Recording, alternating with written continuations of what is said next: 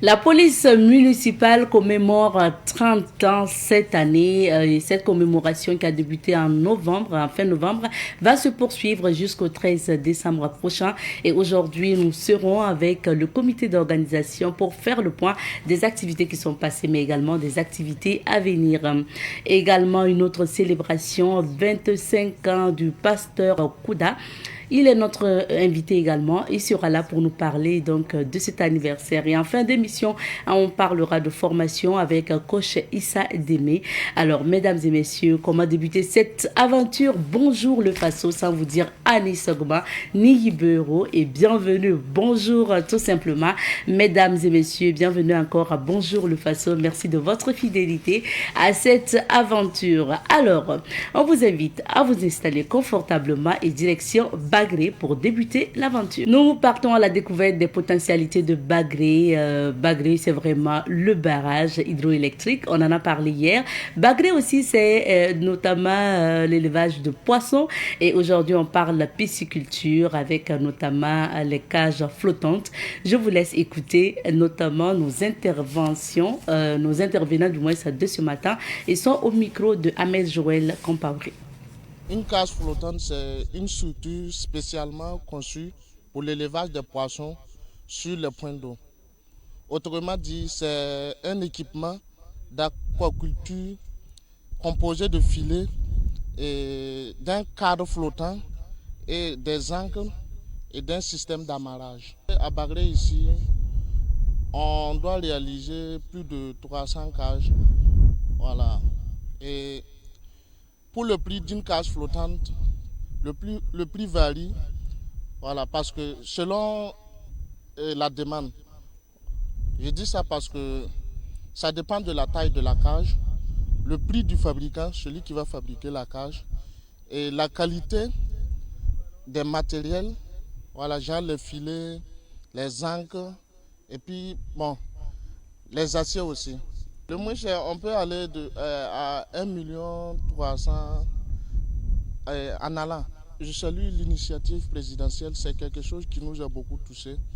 Voilà. Et nous aussi, on voulait contribuer d'une manière ou d'une autre à l'émergence de notre cher patrie. Voilà. C'est ce qui nous a motivés avec cette nouvelle initiative à nous lancer aussi dans la fabrication de ces cages. Ici à Bagré, nous avons lancé la production de poissons en cage flottante le 20 juillet 2024. Actuellement, sur le plan d'eau de Bagré, nous avons environ 80 promoteurs qui sont installés. Et le nombre de cages installées sur le plan d'eau, c'est autour de 250. Bon, ça dépend des dimensions de la cage. Il y a 3 dimensions possibles. Il y a les cages de 100 mètres cubes, il y a les cages de 75 mètres cubes et il y a les cages de 200 mètres cubes. Je pense que pour les petites cages, c'est autour de 1,3 million et pour la grande cage, c'est autour de 2 millions. C'est une activité économique, il faut savoir comment faire les dépenses. Parce que il faut savoir que c'est une première d'abord au Burkina. Il y a tout un lot de problèmes, bon, pour dire un peu les difficultés qui tournent autour. Et notre plus grande difficulté, c'est l'aliment. Voilà, et aussi, bon, comme ce sont des vivants, il y a aussi des mortalités qu'on essaye de gérer au fur et à mesure. Bon, je pense que si on arrive en tout cas, à résorber un peu le problème de l'aliment, l'activité est rentable. Oui, il y a des perspectives. Il y a des usines qui sont en train d'être mises en place à Bagré et à Bobo. Je pense que d'ici fin 2025, on aura vraiment notre première usine de fabrique d'aliments poissons au Burkina. Et nous avons commencé les récoltes le 20 décembre 2024 et actuellement nous sommes autour de 200 tonnes. Donc, pour dire qu'annuellement, on peut avoir plus de 100 tonnes de poissons. Voilà. Comme c'est un début, voilà, c'est pas facile. Mais je pense qu'avec le nombre de cases que nous avons actuellement, on va atteindre l'objectif. Je pense qu'il ne faut pas écouter ce que certains disent de loin. Parce qu'il y a beaucoup de gens qui disent que non, que l'activité n'est pas rentable, il y a ceci, il y a cela. Bon, je pense qu'actuellement, si quelqu'un veut se lancer là, il peut s'approcher de nous Et nous, on va l'accompagner sur tout ce qu'il faut. Même ceux qui viennent à fonds propres, qui ne peuvent pas recruter un gérant, nous, on met un gérant à leur disposition. Voilà, on essaie de voir comment les gérants peuvent travailler en équipe pour un peu vraiment voilà, aider les promoteurs à titre privé. Puisqu'il faut savoir ceux qui sont là. Les premiers promoteurs, ils avaient eu un fonds, un accompagnement. Ils sont venus sous forme de prêt. Voilà, ils étaient autour de 42 promoteurs. C'est-à-dire les 40 promoteurs que nous avons, en plus de 42 promoteurs, puisque je vous ai dit que nous avons plus de 80 promoteurs sur le plan d'eau et ils travaillent à fond propre. Donc tous ces gens-là, bon, on essaye de voir comment vraiment voilà, les aider pour qu'ils puissent s'en sortir. Merci beaucoup. Vous écoutiez justement donc ces responsables des cages flottantes au niveau de Bagré qui nous parlaient de ces cages flottantes, mais surtout aussi de l'élevage des poissons. Pour la suite de cette aventure, on va s'informer et c'est à travers la revue de presse. Je vous donne lecture des titres des différents journaux que nous avons sous la main et nous débutons par le quotidien burkinabé, le quotidien d'État citoyen qui affiche à sa une carte d'identité biométrique AES. Le président de l'Assemblée législative de transition et le Premier ministre reçoivent leur carte. Communication gouvernementale, le ministre Gilbert Ouedraogo invite les journalistes régionaux au patriotisme. Tribunal de grande instance de Nouna, le drapeau national flotte à nouveau. Nouvelle du front, acculé, les terroristes enrôlent des adolescents. Service de télécommunication, de bonnes nouvelles pour les consommateurs. Conférence sur les victimes du terrorisme, le Burkina appelle à cesser l'utilisation du terrorisme comme un instrument de politique.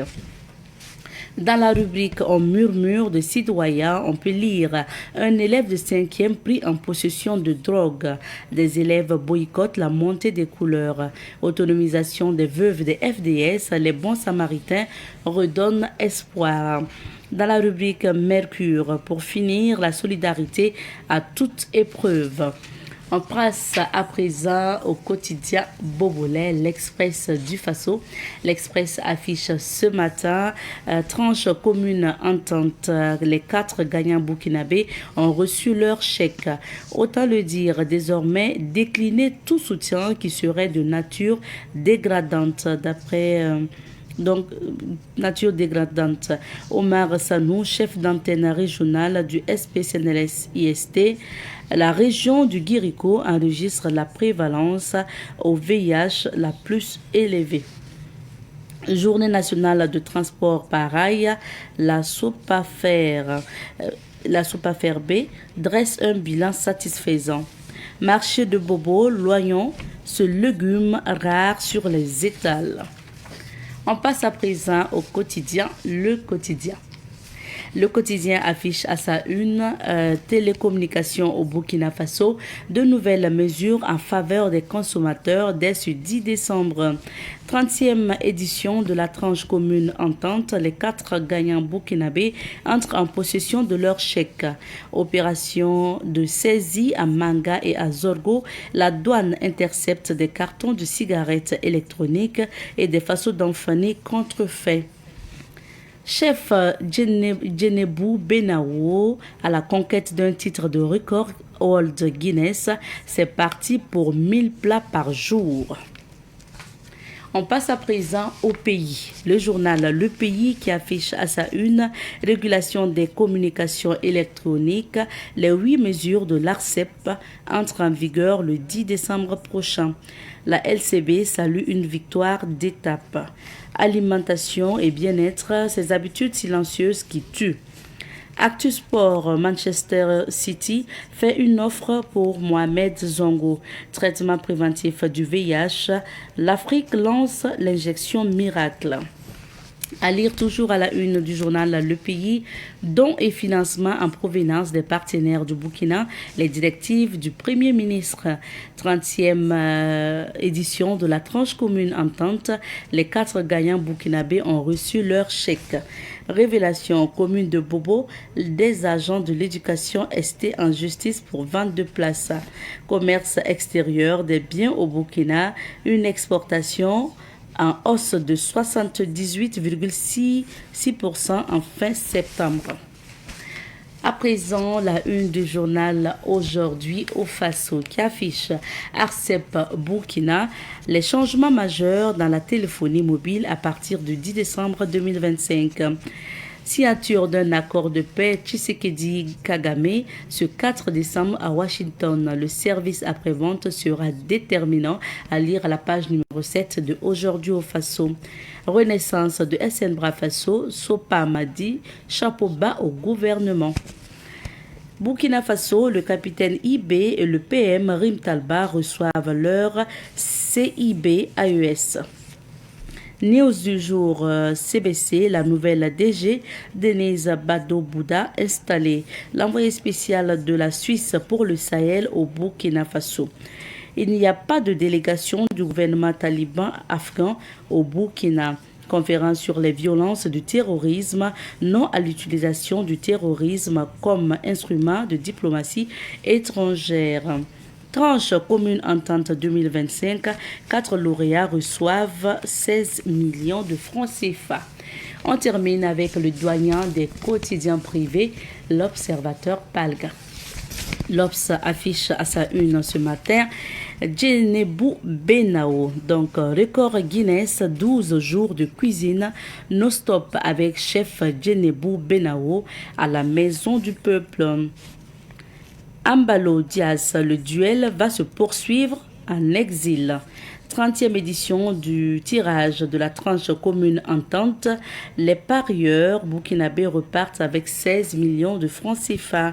Burkina, les forces combattantes reçoivent des terroristes, les forces combattantes envoient des terroristes et leur chef en enfer. Source AIB.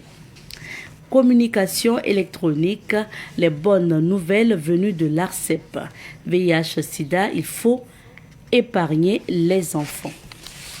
C'était le dernier titre du journal L'Observateur Palga et c'était le dernier titre aussi pour ce qui concerne la revue de presse de ce matin. On vous invite à présent à vos kiosques à journaux. À présent, on va découvrir les couleurs du temps comme chaque matin. On vous amène à la découverte de la météo afin de vous mettre parfait de l'actualité. Alors, les conseils restent les mêmes, donc n'hésitez surtout pas à pommader les enfants avec le beurre de karité, utiliser le beurre de karité au niveau de leurs lèvres et narines, portez-leur des pulls verts et des chaussettes, des gants, des cache-nez. C'est tellement important de les protéger pour l'école. Merci, on va découvrir les couleurs du temps. Nous recevons ce matin l'inspecteur divisionnaire de police municipale, Clément Wango, président du comité d'organisation du trentenaire, du 30e anniversaire donc de la police municipale. Bonjour, inspecteur Wango. Bonjour madame. Bienvenue sur notre plateau. Merci. Merci d'être avec nous pour parler notamment de cette commémoration, la police municipale qui célèbre 30 ans cette année. Vous avez décidé justement de marquer une halte pour célébrer l'événement. Quelle est l'importance d'une telle célébration? Merci beaucoup madame. Je voudrais tout d'abord remercier votre organe, Savane Média, pour l'occasion que vous offrez à la police municipale du Burkina Faso de s'exprimer sur votre plateau. Alors, quelle est l'importance d'une telle pause? Il faut dire que nous sommes aujourd'hui à 30 ans d'existence de la police municipale.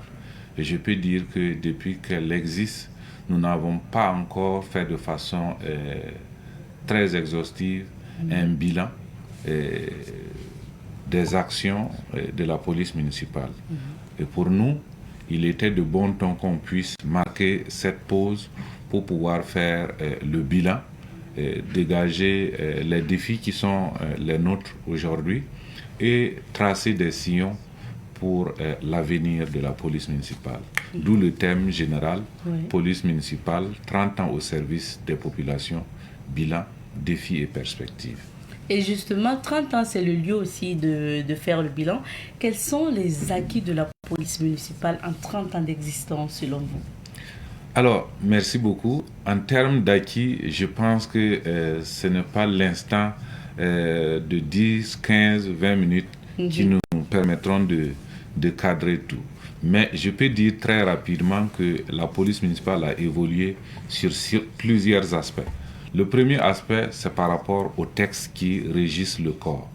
Lorsque la police municipale a été créée en 1995, le 20 juillet, plus précisément 1995, il n'y avait que 2 textes spécifiques qui régissaient le corps.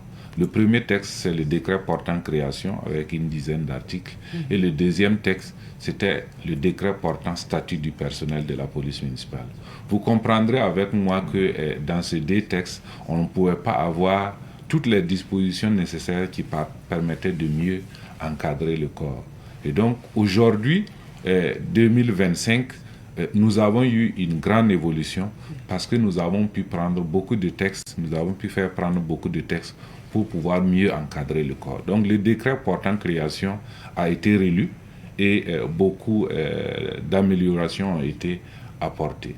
Et au lieu d'un décret maintenant portant statut du personnel, nous avons éclaté ce texte en plusieurs textes pour pouvoir prendre en compte la spécificité du corps. Donc on a un texte portant emploi des personnels, emploi spécifique des personnels de la police municipale. On a un décret portant tenue, équipement, galon de la police municipale, parce que lorsque ce corps a été créé, il n'y a jamais eu un texte qui était pris pour encadrer les tenues, les galons que les policiers portaient. Ce qui veut dire que les gens ont agi dans la précipitation et c'était de fait, les tenues étaient de fait, ce n'était pas de droit. Et aujourd'hui, les tenues sont encadrées. Le matériel que la police municipale utilise est encadré juridiquement. Une autre évolution, c'est que les policiers étaient gérés au même titre que tout agent communal. Et aujourd'hui, nous avons un texte qui porte salaire des policiers municipaux parce que c'est un corps spécifique. Nous avons également un texte qui porte indemnité des policiers municipaux parce que c'est un corps spécifique. Nous avons un décret portant code et déontologie et éthique du personnel de la police municipale. Donc nous avons beaucoup évolué pour ce qui concerne l'aspect institutionnel, l'aspect juridique pour mieux encadrer le corps. Et le corps, au-delà des textes juridiques, a également apporté du nouveau sur le terrain.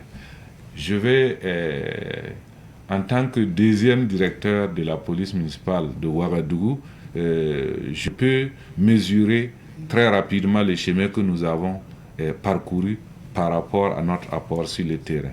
Nous sommes le premier corps à apporter le contrôle de vitesse au Burkina Faso. Voilà. En tout cas, je peux vous le dire que c'est la police municipale qui a introduit le contrôle de vitesse au niveau du Burkina Faso. Et aujourd'hui, ce contrôle est répandu, ce qui est une excellente chose. Deuxième chose, c'est que la police municipale, à travers un programme qu'on appelait programme conjoint de renforcement de la sécurité urbaine, a été ce corps-là qui a introduit les volontaires communaux pour la sécurité routière. Si vous étiez à Ouagadougou entre 2010 et 2013, vous avez vu ces volontaires-là qui régulaient la circulation au niveau des carrefours dépourvus de feux tricolores. Parce que nous avons pu faire un diagnostic des zones criminogènes, des zones accidentogènes. Et pour nous, comme les policiers étaient en nombre réduit, il fallait qu'on ait des supplétifs pour nous accompagner dans la régulation de la circulation pour mieux accompagner les populations. Et donc, nous avons créé les volontaires communaux de la sécurité routière. Et ces volontaires, après notre programme, ont été reversés au niveau de l'initiative de l'État qui venait de créer les volontaires adjoints pour la sécurité. Et donc, ces volontaires ont été reversés là-bas. Donc, on peut dire que les VCSR, volontaires communaux de la sécurité routière, sont les ancêtres des VADS. Voilà. Donc, au-delà de ça, nous avons contribué à montrer que Ouagadougou avait beaucoup plus de problèmes de sécurité au regard du maillage sécuritaire qui n'était pas un maillage rationnel. Et nous avons fait des cartographies pour montrer que 75% des services de sécurité étaient concentrés dans la vieille ville dans l'ancien arrondissement Basque, alors qu'on avait d'autres arrondissements comme Nongrmassum, Boulumiougou, qui étaient de grands arrondissements, mais dépourvus de services de sécurité. Et notre cartographie a permis aux autorités nationales, parce que je me rappelle à l'époque, quand on a sorti les cartes et allé rendre compte au maire de l'époque, Simon Comporé, tout de suite, il a pris toutes les cartes et puis se rendre à la présidence pour montrer au président et dire qu'il faut redéployer les services de sécurité. Et c'est comme ça que les uns et les autres ont été interpellés pour pouvoir voir avec les maires d'arrondissement afin d'identifier des terrains et faire un maillage rationnel des services de sécurité dans la ville. Autre apport, c'est que nous avons créé un service qui s'appelle Unité Femmes et Mineurs pour accompagner les personnes vulnérables. Vous savez que dans les espaces vides, sombres la nuit, les gens avaient des problèmes pour traverser ces espaces, et notamment les couches sexo-spécifiques, les femmes et surtout les enfants. Et donc, nous avons créé une unité pour pouvoir accompagner ces groupes-là de concert avec les services de sécurité de l'État, de concert avec l'action sociale. Et aujourd'hui, ce service-là est intégré dans l'organigramme de la police municipale et continue de faire un excellent travail. Autre chose, c'est que la police municipale est ce corps-là qui a mis en place un observatoire de sécurité.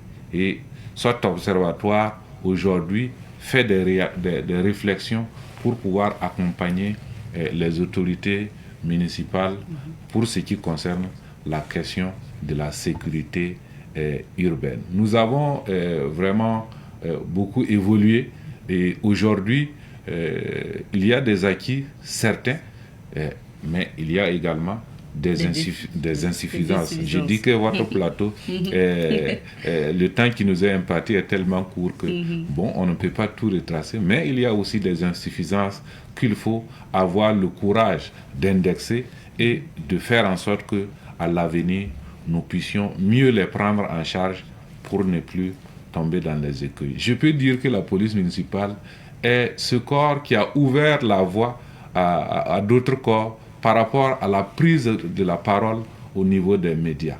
Vous savez, au niveau des émissions interactives, les gens n'intervenaient pas. C'est la police municipale qui a commencé avec Kader Touré par rapport à Affairage. Et nous, on intervenait à chaque fois qu'on était interpellé par un citoyen. Et bien sûr, ça a libéré pas mal de bouche pour pouvoir permettre aux autres corps d'intervenir. Parce qu'il fallait à chaque fois demander la permission à la hiérarchie pour intervenir.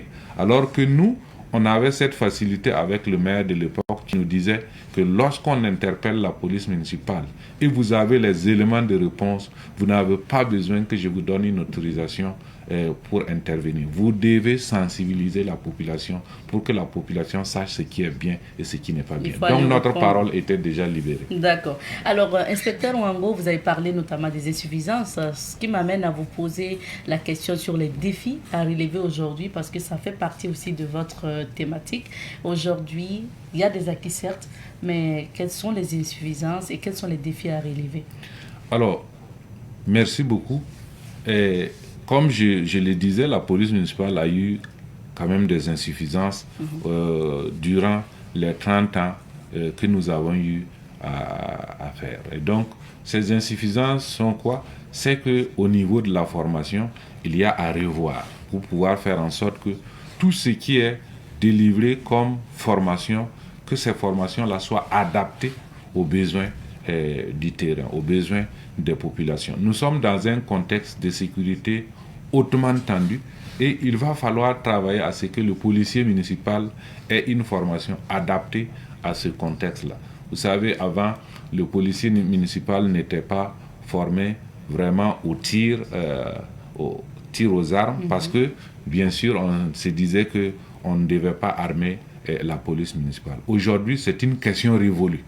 C'est une question révolue au regard du contexte. Ce qui veut dire que la formation doit prendre en charge cette insuffisance qu'on avait avant pour pouvoir faire en sorte que les armes mises à la disposition du personnel ne soient pas, en tout cas, des moyens qui vont se retourner contre eux-mêmes. Parce que si vous avez une arme et puis vous ne savez pas bien la manipuler, ça peut être un danger pour vous. Autre chose, c'est qu'il faut mettre l'accent également sur la qualité du recrutement. Nous pensons que nous avons eu pas mal d'insuffisances là-dessus. Au niveau de toutes les communes d'ailleurs, il faut faire en sorte que nous ayons des recrutements qui amènent du personnel vraiment de qualité et avec une formation de qualité pour que sur le terrain, les actions qui sont posées par les policiers soient des actions hautement professionnelles. Et sur ce terrain-là, je pense qu'il y a beaucoup à redire et nous devons travailler à faire en sorte que les policiers soient très professionnels et que l'éthique et la déontologie soient en tout cas respectées au niveau du corps de la police municipale. Autre chose, c'est que nous venons d'avoir la qualité d'officiers et d'agents de police judiciaire. Et cela s'exerce naturellement sous la direction du procureur du Faso. Et cette qualité, c'est une qualité hautement difficile. Et il faut former les policiers dans ce sens. Or, à cette date, nous n'avons pas encore commencé les formations, sauf ceux qui ont la chance d'être à l'école présentement comme élèves. Et le monde qui est dehors, c'est plus de 2000 personnes. Il faut former ces agents-là. C'est un défi et nous n'avons pas le temps parce que nous devons être sur le terrain pour travailler et on va être confrontés à des problèmes de police judiciaire. Comment on fait pour pouvoir faire en sorte que nos actes ne soient pas des actes illégaux. Donc, il faut former les gens. Et ça, c'est un défi également majeur. Donc, autant de défis également à relever. Parlons maintenant des activités au programme de cette commémoration du moins du trentenaire de la police municipale. 30 ans que vous avez décidé de célébrer. Quelles sont, parce que ça a débuté le 28 novembre. Exactement. Quelles sont les activités qui sont passées? Et après, on parlera des activités à venir. Très bien.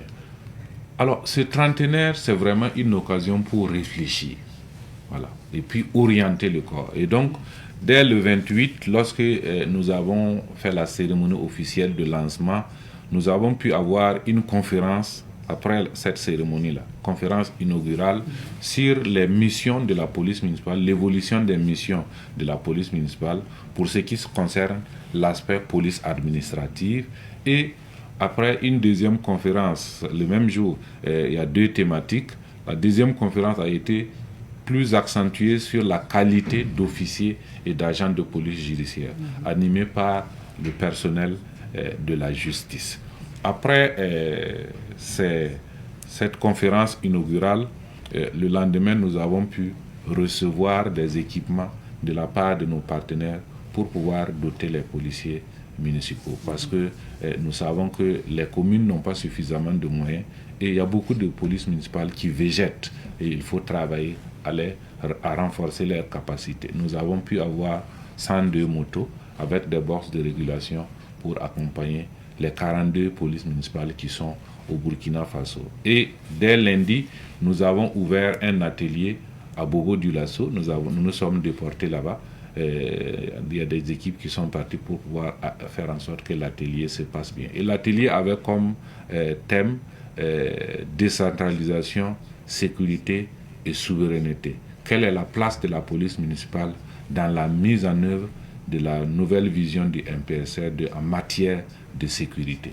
Et donc, ce thème a été débattu et l'atelier a pris fin hier. Et tout le monde est en train maintenant de s'organiser pour pouvoir faire en sorte que cette journée soit une journée de solidarité. Et donc, nous pouvons être, les gens seront au niveau de Faso Mebo pour pouvoir accompagner avec nos dons. Et au niveau des associations qui s'occupent des blessés de guerre, des orphelins et des veuves, l'après-midi, nous allons pouvoir aller au niveau de ces associations, dans toutes les villes où il y a ces associations, pour exprimer notre solidarité. À partir du 4 décembre, donc jeudi, demain, donc, alors nous allons ouvrir les portes de toutes les polices municipales aux populations. Parce que les gens doivent savoir ce que c'est que la police municipale, quelles sont ses missions, qu'est-ce qu'elle ne peut pas faire. Parce que parfois, certains pensent que comme nous portons des tenues, nous devons pouvoir tout faire. Alors que non, il faut dire ce qu'on peut faire, ce qu'on ne peut pas faire. Et donc, nous allons ouvrir nos portes de jeudi à dimanche. Mais entre-temps, pendant ce temps, jeudi soir, les autres polices municipales vont faire leur cross populaire. Parce que Ouagadougou a déjà fait le grand cross populaire le 28 au lancement des activités. Après le cross populaire, le vendredi, il y aura une parade motorisée. Tous les policiers vont sortir et puis porter leur casque pour faire le tour de chacun de sa commune avec les casques. C'est une manière de sensibiliser les populations au port de casque. Et nous ne serons pas seuls, nous serons accompagnés par des partenaires comme les taximans, les tricycles. Voilà, ils doivent porter les casques, les motards d'IFASO et autres. On a pas mal d'associations qui viendront nous accompagner dans toutes les polices municipales pour cette parade afin de donner l'exemple à la population pour que les gens portent les casques. Et après cette semaine, la semaine qui vient, ça va être une semaine consacrée vraiment au sport, qui est un moyen de fraterniser entre forces de défense et de sécurité. Donc nous avons un Maracana qui va permettre aux différents corps habillés de se retrouver et de fraterniser. Il y aura également des tirs au PA pour pouvoir voir quel est le meilleur tireur au niveau de la police municipale. Nous n'allons pas ouvrir cette compétition, étant donné que nous sommes les moins formés en maniement d'armes. Si nous ouvrons, c'est sûr que nous serons les derniers. Bon, après cela, bien sûr, le 12 décembre, tout tranquillement, nous allons avoir une cérémonie pour pouvoir distinguer les policiers municipaux qui se seront bien comportés. Voilà, et on aura un défilé.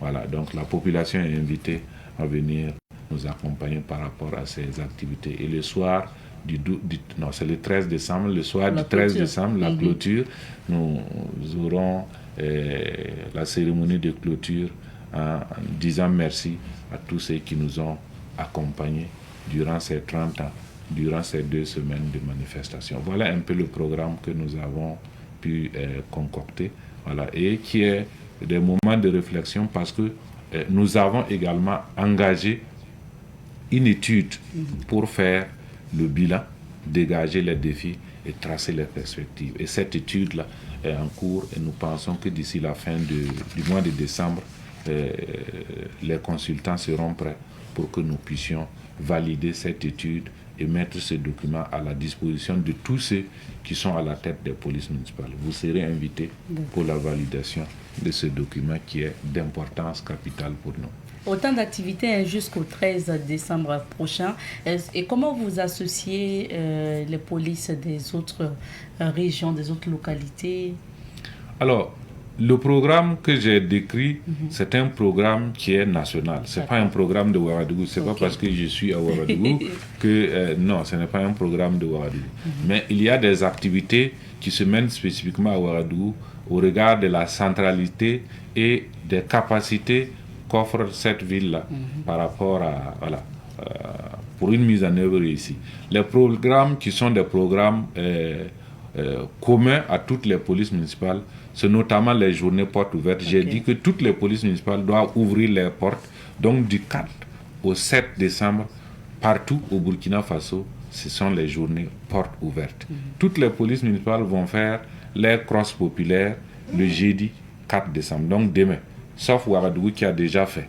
Toutes les polices municipales feront la parade motorisée le vendredi 5. Donc ça, ce sont des activités communes à toutes les polices municipales pour qu'on sente que nous cultivons la confiance, nous recherchons la confiance, le partenariat avec le public. Inspecteur Wango, vu qu'on fait le bilan des 30 ans aussi de la police municipale, durant ces dernières années, la réalité aussi, c'est que la police municipale fait partie des services dits services les plus corrompus, selon le rapport du RENLAC. C'est le réseau anticorruption, c'est la réalité aussi. Est-ce que vous travaillez aussi à pouvoir laver l'image de la police à ce sujet? Je pense que lorsque je parlais des acquis, j'ai mentionné un texte qui est le code de déontologie de la police municipale. Et en parlant des insuffisances, j'ai également abordé d'une certaine manière, pas trop directe, mais votre question me permet de dire que, en fait, l'organisation du trentenaire de la police municipale est une occasion pour se remettre en cause et voir comment faire pour que la police municipale soit un corps apprécié, parce que c'est un corps qui est probe, c'est un corps qui prône la probité partout, c'est un corps qui est engagé au profit de la population. Ce n'est pas un corps qui doit racketter les populations, ce n'est pas un corps qui est là pour faire de la violence aux populations, ce n'est pas un corps qui est là pour regarder la population souffrir alors qu'il y a des problèmes au quotidien que nous pouvons résoudre. Et donc, 30 ans, c'est pour se remettre en cause. Nous avons déposé un miroir que nous devons avoir le courage de nous regarder.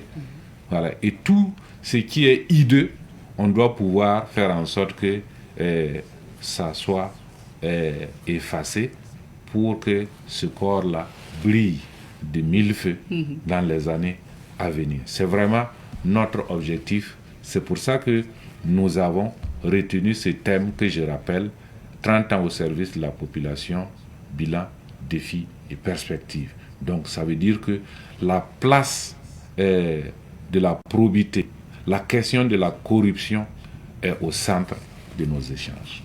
Il y a aujourd'hui aussi la brigade Laballe qui intervient sur le terrain, qui semble intervenir dans certains domaines aussi, certains de vos domaines d'intervention ou domaines de compétences.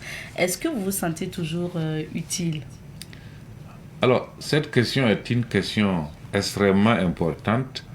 Il n'y a pas de domaine réservé à la police municipale et de domaine réservé à la police nationale au Burkina Faso. Dans certains pays, il y a des conventions de collaboration pour que les corps ne fassent pas les mêmes choses. Au Burkina Faso, il n'y a pas de convention de collaboration pour que les corps ne fassent pas les mêmes choses. Et la brigade Laballe, c'est une opportunité pour la police municipale. Aujourd'hui, je suis fier qu'il y ait cette brigade-là qui donne du ton à la police municipale, qui dit, oui, ça vous ne pouviez pas faire, nous on va faire, pour que la population sache que ce n'est pas normal. Et bon, donc ça facilite la tâche de la police municipale. Parce que vous avez vu que cette police était entre les mains de quoi? C'est des hommes politiques qui étaient à la tête des mairies. Et vous savez bien que lorsqu'il y a une situation, parfois, ceux qui ne comprennent pas le sens de la police municipale ont tendance à dire « Ah, faut pas faire parce que c'est quelqu'un que je connais ». Alors que non, lorsque vous êtes une autorité municipale, vous devez faire attention parce que vous êtes, en tant que maire, vous êtes le chef de l'administration municipale et vous devez exercer vos pouvoirs de police de façon pleine et entière. Vous ne devez pas les exercer en mélangeant votre casquette politique et votre casquette de chef de l'administration.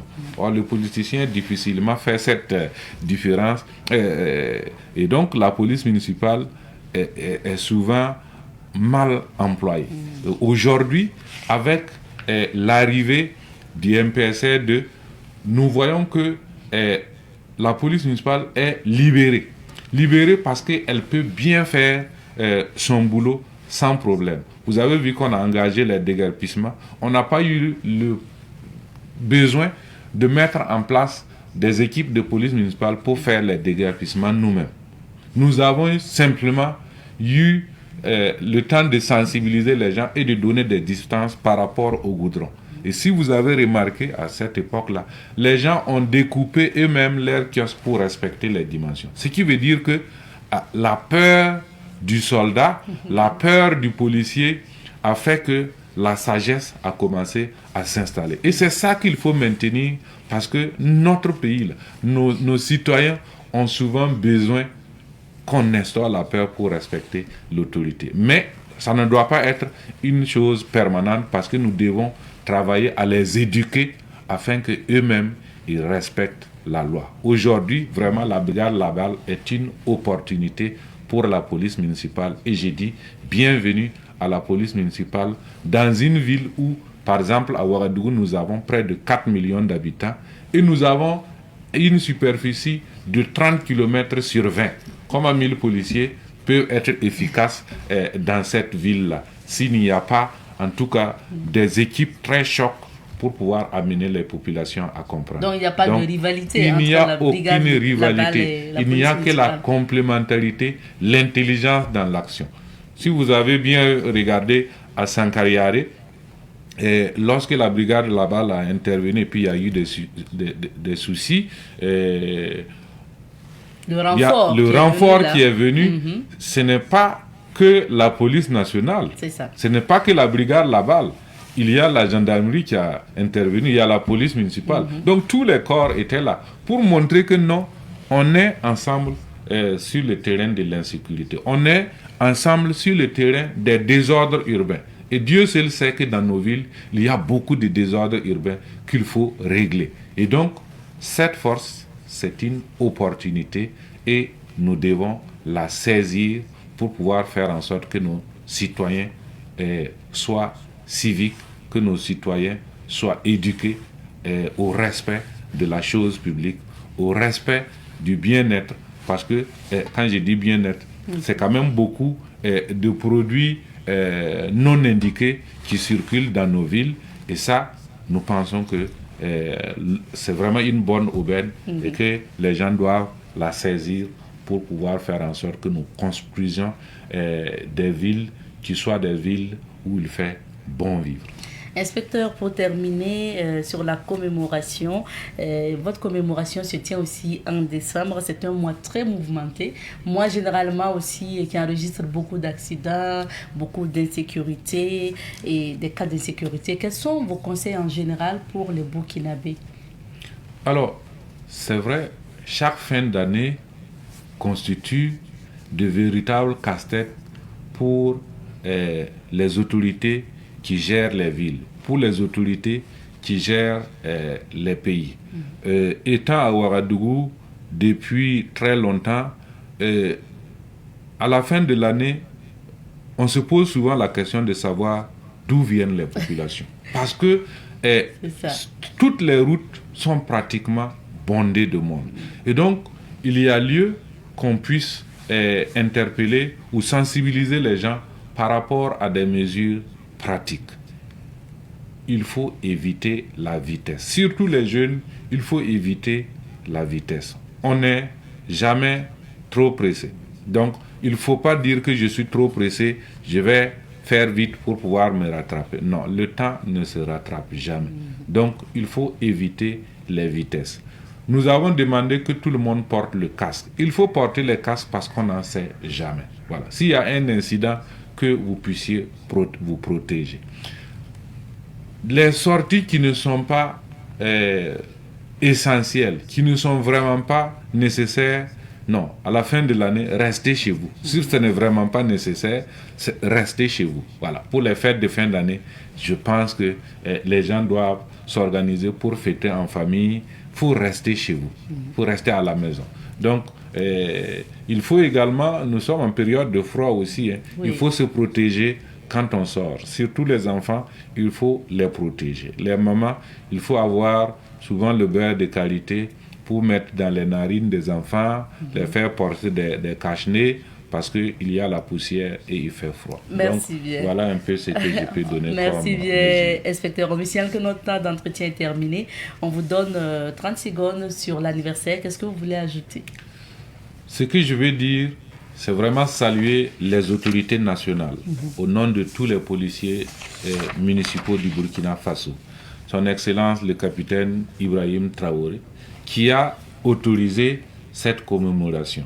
Et saluer le chef du gouvernement, voilà, le Premier ministre Jean-Emmanuel Rimtalba Jean-Emmanuel Ouedraogo, qui nous a aidés depuis que nous avons commencé à organiser cette commémoration. Son directeur de cabinet est toujours en contact avec nous pour nous accompagner. Saluer notre ministre de tutelle, Émile Zerbo, qui est resté à côté de nous pour nous conseiller, nous orienter. Saluer tous les parrains, les ministres parrains, les PDS parrains, tout le gouvernement, tous les PDS qui ont des polices municipales parce qu'ils nous ont accompagnés. Nous allons également saluer les autres corps militaires et paramilitaires. Si vous voyez nos activités, c'est beaucoup d'engouement autour de nous. Je vais vous dire, je n'étais pas à Bobo pour l'atelier, mais ce qui s'est passé à Bobo est vraiment réconfortant parce que les autres corps habillés se sont ligués pour pouvoir soutenir la police municipale et des recommandations fortes ont été faites par ces corps-là pour dire que la police municipale doit être vraiment soutenue. Parce que le plus souvent, l'efficacité manque parce que les gens n'ont pas les équipements nécessaires. Étant donné que c'est un corps habillé, je pense que l'État et les communes doivent regarder ensemble et faire en sorte que ces policiers-là qui ont été recrutés, formés et sont payés, que ces policiers-là travaillent tous les jours avec les moyens qu'il faut. Comme ça, l'État ne reviendra plus au bas de l'échelle pour faire les petits travaux que nous sommes censés faire au quotidien. Merci beaucoup, inspecteur. Notre temps d'entretien est terminé. On vous souhaite bonne suite de célébration. Merci beaucoup. Restez avec nous. Je rappelle que nous étions avec l'inspecteur divisionnaire de police municipale, Clément Wango, président du comité d'organisation du 30e anniversaire de la police municipale qui se tient jusqu'au 13 décembre prochain. On s'arrête ici pour l'entretien de ce matin.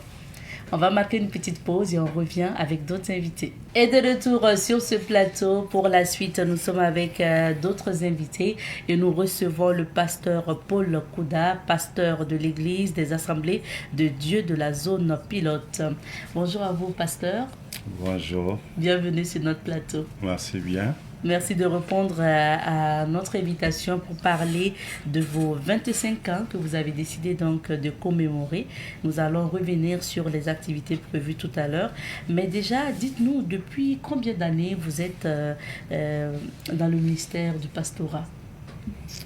Donc, je commence par dire merci au ministre de la Communication, à la Culture des Arts et du Tourisme. Merci à mes responsables hiérarchiques, la FEME et le Longo. Et merci également à Savane FM et à vous tous. Voilà, je suis dans le pastorat, c'est depuis les années 1986 que je me suis engagé pour l'œuvre de Dieu. Donc ça rentre maintenant dans la quarantaine. Ah oui. Et donc, les 25 ans, c'est dans l'art et la culture, donc au service de l'Église et de l'évangélisation que vous célébrez. Oui, les 25 ans, les 25 ans commencent à partir des années 2000, puisque c'est en 2000 que j'ai pu publier les premières œuvres. Ok. Donc, quand je parle de 25 ans, c'est à partir des années 2000. Donc, vous étiez dans le ministère donc, du pastorat avant. Ensuite, vous vous êtes lancé dans l'écriture. Quand on parle de l'art et la culture, ça, c'est l'écriture et la musique. Oui, c'est ça. Et vous vous êtes lancé il y a 25 ans. Voilà, je suis dans la culture, je suis dans l'art, je suis... Voilà. On va parler des œuvres tout à l'heure. Okay. Maintenant, comment vous arrivez à combiner ces deux occupations, homme de Dieu, pasteur, et il y a l'écriture à côté, la musique, parce que vous jouez un instrument également? Oui. Pour moi, les deux ministères sont vraiment compatibles. Les deux vont de pair. Lorsque nous parlons de la culture, nous ne pouvons pas mettre de côté, par exemple, la musique. Nous ne pouvons pas mettre de côté l'expression. Je vais parler de l'expression du point de vue linguistique. Par exemple, si je m'exprime tout de suite en moré, et même en français, c'est toujours un élément de la culture. Donc, la culture et la religion vont de pair. C'est vrai qu'il y a des gens qui disent souvent non, il faut faire un choix. Soit tu es pour la culture, soit tu es pour Dieu, mais en réalité, on ne peut pas choisir. La culture s'impose, et la religion également, pour Dieu. Dieu ne demande pas notre avis pour exister. Il existe avec nous ou sans nous. Pasteur, au cours des 25 ans, justement, au sein donc, de la culture, vous êtes auteur de plusieurs ouvrages, traités et brochures. Je rappelle que vous êtes écrivain, poète, luthiste, musicologue, formateur. Est-ce que vous pouvez revenir sur vos parutions et vos œuvres musicales? Pour ce qui est, par exemple, de mes œuvres dans le domaine de la musique, je travaille plus sur le luth, le koundé, qui est un instrument traditionnel, qui est même considéré comme le baromètre de la musique burkinabé. Le koundé est très bien connu.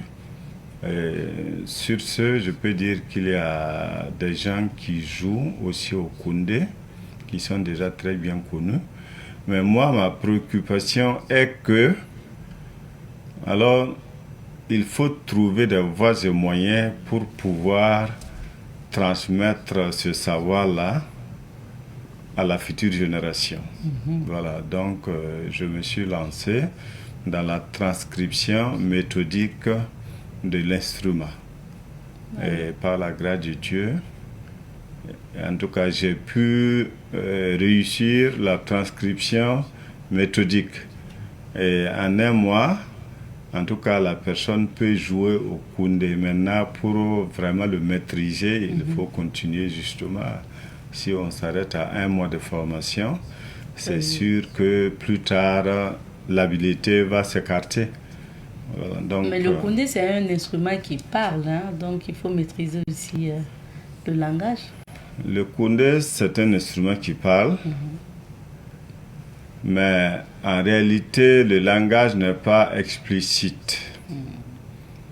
Le langage est implicite. Et au niveau des approches, on parle de l'approche éthique et émique. Ça veut dire que l'approche émique, c'est dans un cercle donné. Nous avons déjà suivi par exemple la prestation du koundé, et peut-être une personne a dit que le koundé a dit ceci ou cela. Maintenant, si on joue le même rythme ou la même musique, tous ceux qui ont déjà suivi l'interprétation vont comprendre.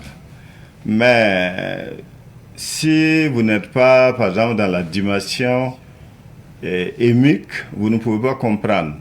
L'approche éthique, c'est quoi? C'est de l'extérieur. C'est-à-dire quelqu'un qui est de l'extérieur.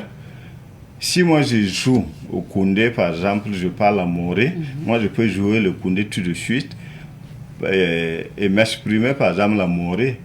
Mais ce n'est pas parce que tu es aussi que tu vas automatiquement saisir. Donc, il y a les deux approches. D'accord. Mais très souvent, il y a des gens qui pensent que quand le koundé joue, même si tu n'as jamais écouté, même si tu n'as jamais suivi, tu peux comprendre de façon limpide le langage de l'instrument.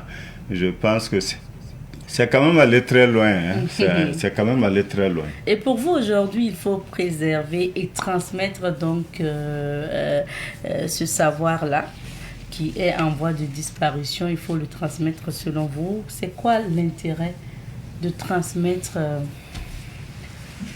Oui, l'intérêt de transmettre justement la musique de koundé est que avec le koundé, nous pouvons créer par exemple une banque de styles. Si je prends le coupé décalé, c'est à partir de la musique traditionnelle. C'est une musique traditionnelle qui a été exploitée. Mais le koundé seul peut créer par exemple 10 styles. Et en principe, nos artistes devraient travailler à partir, par exemple, des rythmes endogènes, retravailler et avoir leur propre style. L'Afrique est très riche en style. Donc, il y a seulement, je peux dire que il n'y a pas seulement que le style, par exemple, musical, mais on peut se servir, par exemple, de la musique de Koundé pour créer autre chose. Par exemple, à l'ère où nous sommes, j'ai pu composer une musique dénommée la poésie du Sahel, qui peut, par exemple, accompagner, par exemple, le sport. Voilà, qui peut, par exemple, accompagner le sport. Donc, ce n'est pas seulement les chants. Oui. Ok. Ça peut aller au-delà. Et pour l'écriture, parce qu'on va revenir quand même sur vos écrits, est-ce qu'on peut avoir quelques noms et les thèmes que vous abordez dans les écrits? Oui, peut-être quelques œuvres, oui. Je peux vous en parler de quelques œuvres. Il y a l'Église et la politique à l'Agora. Ok. Il y a aussi le manifeste des élus avec un sous-titre, Attention aux anciens. Il y a aussi Courir selon les règles.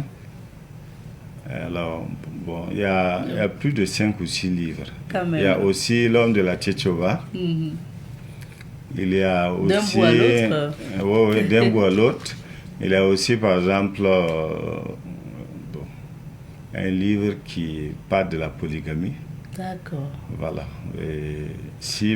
Une réponse chrétienne au sujet de la polygamie. Au sujet de la polygamie. Les fondements du christianisme. Voilà, les fondements du christianisme. Voilà. Et là, par exemple, nous constatons qu'à l'ère où nous sommes, il y a beaucoup d'enseignants sur la question. À travers les réseaux sociaux, ça se voit. Et l'argument que ces personnes avancent, elles disent que le nombre de femmes est si élevé et pour apporter une éventuelle solution, chaque homme doit épouser, par exemple, plusieurs femmes. Bon, mais c'est un argument qui est vraiment très fragile parce que si une seule personne épouse 10 femmes et que chaque femme donne naissance à 10 filles, bon, vraiment, où est vraiment la solution? C'est-à-dire que nous ne faisons que déplacer les problèmes, mais en fait, on ne les résout pas. D'accord. Donc, on vous invite à lire le livre de Pasteur Kouda pour comprendre mieux. Voilà. On va parler de la célébration maintenant. Ce 6 décembre, donc le 6 décembre prochain, vous allez célébrer vos 25 ans de parcours dans l'art et la culture. Et quelles sont les grandes articulations de cette célébration? Les grandes articulations, alors nous allons commencer par justement une courte louange, rendre grâce à Dieu. Je pense que ça ne doit pas dépasser 10 minutes comme ça. Mais après cette louange, nous allons maintenant consacrer du temps pour amener l'Assemblée à vivre quand même j'allais dire un rétrospectif, par exemple, de mes créations que nous avons baptisées Clair de Lune, ou encore l'anniversaire du pasteur Kouda à l'aéroport. En fait, c'est la même chose. Voilà, ce sont des termes synonymes. Clair de Lune, c'était la période qui était destinée pour que, par exemple, un groupe donné puisse se retrouver, échanger, voilà. Et je pense que c'est une valeur qui est en train de s'effriter. Voilà, nous voulons profiter de ce temps-là pour revenir, en tout cas, sur la plupart de mes créations, par la grâce de Dieu. Et tout juste après cette présentation, nous allons passer maintenant au vernissage il y aura en tout cas un vernissage de tableaux, au moins une quinzaine de tableaux qui parlent de l'éducation environnementale, des tableaux qui parlent par exemple de liées à l'intelligence artificielle, des tableaux qui parlent par exemple de la protection, de la sécurité. D'accord. Voilà, en tout cas sur des sujets. C'est une célébration qui se passe donc en une journée. Oui, c'est en 2 heures. 2 heures. Ouais. C'est de 10 heures à midi. Le 6 décembre, ça va se passer où? Ça va se passer à l'enceinte de l'église des Assemblées de Dieu de la zone pilote. Qui est située dans quel quartier? Qui est située à Sissin par la Yiri. Ok. Alors, je pense que c'est le côté sud.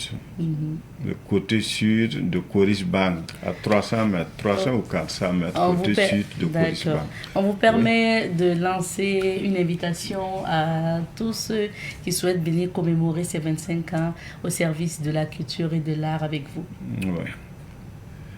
En tout cas, grande sera ma joie de vous compter parmi mes invités pour que nous puissions reconsidérer l'art et la culture au service de l'Église et au service de la société.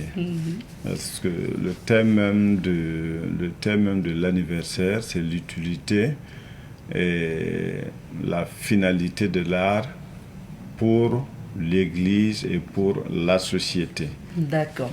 Alors, vous allez nous gratifier d'une prestation musicale. Donc, je vais vous donner votre koundé pour que vous puissiez donc... je vais vous le donner. D'accord. C'est vrai que je l'ai posé.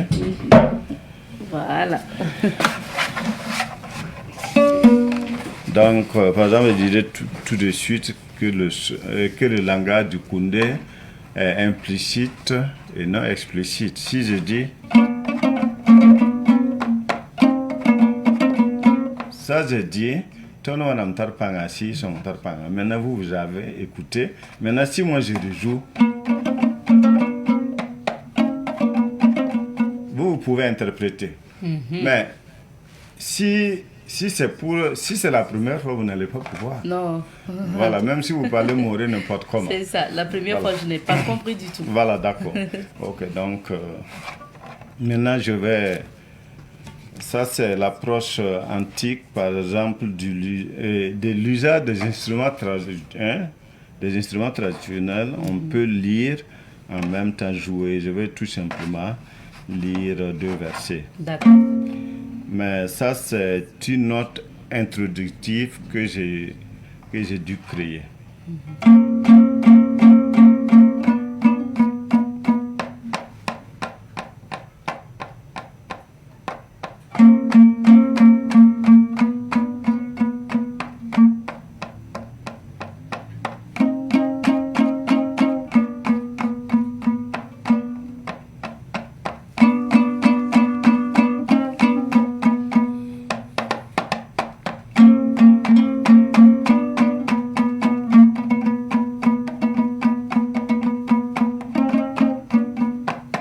Ésaïe 60.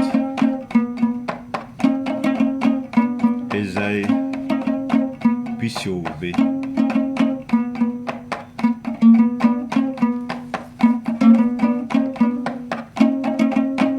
Lève-toi, sois éclairé, car ta lumière arrive. Yiki, Nyare Bala, Foven Mawatame. Voici, les ténèbres couvrent la terre et l'obscurité les peuples. Ade, Dunia Pidenindika, la bouzem sabi lik bida pourrait. Mais sur toi l'Éternel s'élève, sur toi sa gloire apparaît. La saille en foum, bam ven ma poupe dame, bam yardame.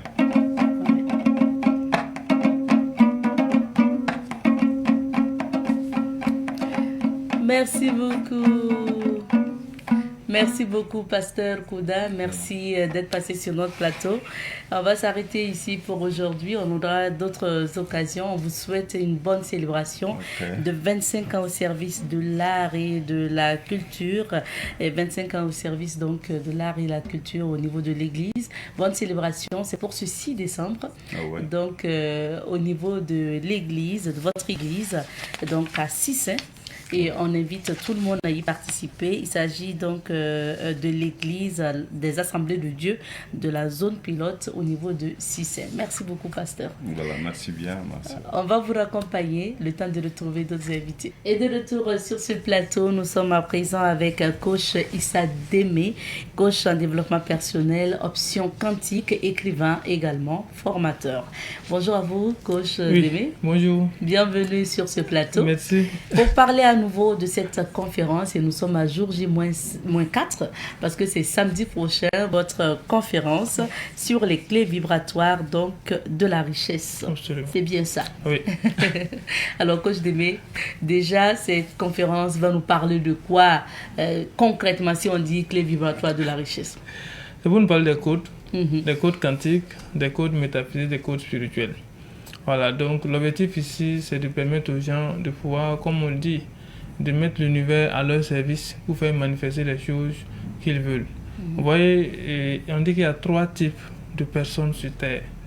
Il y a ce qu'on appelle les hardmans, ceux qui travaillent leur force physique. Vous allez voir que ce sont les gens qui sont au bas de l'échelle, qui déploient beaucoup d'efforts, mais qui malheureusement n'arrivent pas à bâtir une prospérité. Voilà, et qui ont du mal à joindre les deux bouts parce qu'ils gagnent aujourd'hui, ça finit aujourd'hui. Donc, un peu plus haut de la pyramide, vous avez ce qu'on appelle les businessmen. Les businessmen sont des gens qui sont allés à l'école, qui ont bossé, qui utilisent ce qu'on appelle leur mental et leur intelligence pour pouvoir créer de la richesse. Vous allez voir que ce sont des cas dans les administrations, des cas dans les entreprises. Ils s'en sortent, ils arrivent à avoir de quoi vivre, ils arrivent à avoir de quoi avoir une vie un peu décente, mais malheureusement, on ne peut pas bâtir une richesse pour eux-mêmes, une richesse lointaine pour eux-mêmes, pour leur prospérité. Donc, ça veut dire qu'eux, ils sont entourés très bien, ils ont la compétence technique et tout ce qui s'ensuit. Mais vous avez enfin, en haut de la pyramide, ce qu'on appelle les spiritual men. Alors, ce sont ceux qui, au fait, au-delà de la force, qui, au-delà, au fait, du mental, arrivent à comprendre que l'univers répond à des lois et à des principes. Et ils utilisent ces lois et ces principes-là pour pouvoir manifester tout ce qu'ils veulent dans leur vie. Maintenant, que vous soyez hardman, que vous êtes allé loin à l'école pour arriver au niveau des businessmen, où vous utilisez le mental pour pouvoir créer, pour pouvoir travailler, ou que vous utilisez la force physique pour pouvoir travailler, si vous arrivez au fait à connaître les lois naturelles et les lois surnaturelles et que vous les mettez à votre service, vous pouvez être au niveau des spiritual men et vous faites manifester les choses dans votre vie. L'objectif de cette conférence est d'amener tout le monde à ce niveau-là. C'est-à-dire que vous ayez fait l'école ou pas, maintenant vous pouvez mettre les lois à votre service. Donc ce qu'on appelle les clés, ce sont des clés, comme on dit, ce sont des vraies clés qu'on va venir donner aux gens, qui vont leur ouvrir au fait la porte de l'univers. C'est-à-dire si on leur donne les clés, voilà, dès lors que vous voulez quelque chose, il suffit de manifester. Tu veux 1 million aujourd'hui, tu viens, on te donne le code, tu appliques, en 72 heures, tu vas voir la manifestation dans votre vie. D'accord. Alors, coach Démé, pour ce type de conférence, c'est quoi le programme? Le programme ici, on dit que le programme des est échanges unique. directs. Bon, ici, là, vous venez vous asseoir et vous notez. Et vous partez appliquer. Maintenant, c'est que, comme ceux qui participent à une conférence savent que chez moi, c'est pas purement de la théorie, il y a de la pratique. D'accord. Le premier point, on prend la première clé repose sur le diagnostic d'abord, à travers les connaissances de la numérologie. Je donnerai la méthode et chacun fera son propre diagnostic pour voir où il est aujourd'hui et là où il veut aller, qu'est-ce qu'il doit faire. Et ensuite, ça sera comme ça. Et ensuite, maintenant, on va donner les clés. Tu veux créer une entreprise, comment le faire? Tu as un désir quelconque, tu as ton entreprise qui est en chute, comment le faire? Donc, ce sera des clés comme ça. D'accord. Donc, ici, ça ne sera pas vraiment des échanges en tant que tel. C'est vrai qu'il y aura une phase de questions à la fin, mais tu viens noter, tu vas appliquer. Plus de données. Voilà, et puis tu vas appliquer. Voilà. On va donner les packages pour justement être dans la salle. Dans la salle. Quelles sont les conditions? Parce que vous avez jusqu'à 3 packs. Effectivement, 3 packs. Il y a le pack diamant qui fait 80 000 et vous avez à l'intérieur l'adhésion à la conférence, la participation à la conférence, l'adhésion en fait à ma communauté qui sera créée. Vous avez droit à l'ensemble des vidéos sur les conférences passées. Vous avez droit également à 2 livres. Vous avez le livre sur le talent, le livre sur les codes quantiques, les codes quantiques de la richesse. Vous avez droit également à la participation à la dédicace du livre. Vous avez droit à l'adhésion au club de la plénitude et vous avez droit à 20% de réduction sur l'ensemble des certifications que j'anime. Donc le pack ça fait 53 000. Vous avez droit à la conférence, l'adhésion à la communauté et 20% de réduction sur l'ensemble des certifications. Et le pack maintenant argent qui fait 35 000 francs, ça vous donne droit à la conférence et à l'adhésion à la communauté. Voilà dire que la communauté c'est quoi? À partir de 2026, on veut mettre en place une grande communauté où nous allons entraîner les gens de façon régulière, de telle sorte que ce qu'ils vont apprendre là, que ça puisse vraiment les servir. Mais on ne pourra atteindre cet objectif que lorsque nous serons dans l'entraînement continu. Donc j'animerai au fait des sessions, des mini-conférences en ligne, que ce soit en ligne ou en présentiel pour tous les participants, voilà, par mois. Donc c'est ça la communauté. Donc c'est une communauté des grands cerveaux, c'est une communauté au fait des grands qui vont se réunir et qu'on va les amener au fait forcément loin en partant des cours. Les cours sont multiples, une seule conférence ne peut pas permettre de les évacuer. Donc ceux qui vont participer là, on va les maintenir et en fonction de où tu veux aller, on essaiera toujours d'apporter des cours pour que tu puisses réussir. Donc chacun prend le package voilà, en fonction de ses moyens. Puis c'est une question de moyens aussi. C'est ça. Voilà, en fonction de votre budget, alors vous prenez le package qui vous intéresse. Voilà, le meilleur package qui, au fait, déjà, il y a un livre qu'on m'a donné, le prix du livre même dépasse déjà 80 000 francs. Donc déjà, c'est le meilleur package, mais n'empêche que celui qui veut juste avoir les codes aussi peut prendre le pack argent et puis voilà. Quand je dis, mais les tickets sont toujours disponibles depuis longtemps d'ailleurs. Comment on peut les avoir? Pour les avoir, les tickets sont pratiquement à notre disposition. Nous essayons de les ventiler avec l'équipe qui est en place. Il suffit juste de contacter le 00226 54 96 09 92. Donc 00226 54 96 09 92. Donc si vous appelez ce numéro, il y a déjà des gens qui sont sur le terrain, qui livrent les tickets. Voilà, on va juste demander où vous êtes et on vous apporte votre ticket. Si vous êtes à l'extérieur, vous êtes hors de Ouagadougou ou de Burkina, il y a un lien qui est disponible. Dès lors que vous faites votre paiement, on vous envoie le lien, vous renseignez le lien et vous êtes dans la base de données. Parce qu'il y a la possibilité de suivre la conférence en ligne. Il y a la possibilité de suivre la conférence en ligne. Donc prenez votre ticket. Voilà, et vous restez chez vous le jour de la conférence. À partir de 13h, on vous envoie un lien et vous participez normalement. Vous avez la possibilité de poser même des questions également. Puis on a le dispositif de streaming qui est là en place et la personne peut poser des questions et tout ce qui s'ensuit. Coach, on va rappeler la date, l'heure, le lieu de la conférence et votre mot de fin à l'endroit des futurs participants. Ok. Donc la conférence porte sur le thème les clés vibratoires de la richesse. L'objectif principal, c'est de partager des clés pour pouvoir permettre aux gens de pouvoir manifester tout ce qu'ils veulent dans leur vie. La conférence aura lieu à Azalai Hotel à partir de 14h le 6 décembre, samedi à côté, le 6 décembre 2025. Voilà, pour participer, vous aviez la possibilité de prendre l'un des 3 packs, le pack diamant qui fait 80 000 francs, le pack or qui fait 53 000 et le pack argent qui fait 35 000 francs. Donc, mot de fin, il faudra dire que la pauvreté est un choix. Donc si on dit voilà, mais la pauvreté est un choix. La vie même est un choix. D'accord. Donc la pauvreté même est un choix. La vie est un choix. Ce qui veut dire que la pauvreté également est un choix. La richesse aussi c'est un choix. Okay. Donc ceux qui auront fait le choix de la pauvreté, on vous dira bonne chance. Sinon rendez-vous le 6 décembre 2025 à Azalai Hotel pour faire le choix maintenant de la richesse. Voilà. Si donc, vous décidez de faire le choix de la richesse, c'est que vous serez avec nous. Soyez là. Ouais. Maintenant, si aussi vous avez fait le choix de rester dans la pauvreté, on vous dira bonne chance. Dans tous les cas, Davido Oyedepo disait que le choix est la boussole tournante de la réussite. Donc, si vous avez fait le choix, on ne peut rien vous faire.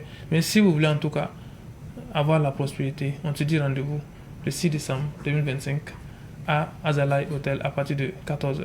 Je vais juste demander à la réalisation de revenir sur l'affiche donc de la formation et de la conférence du moins, parce que ça permettra à ceux qui veulent faire justement des captures d'avoir en même temps le contact. Donc voilà, merci beaucoup.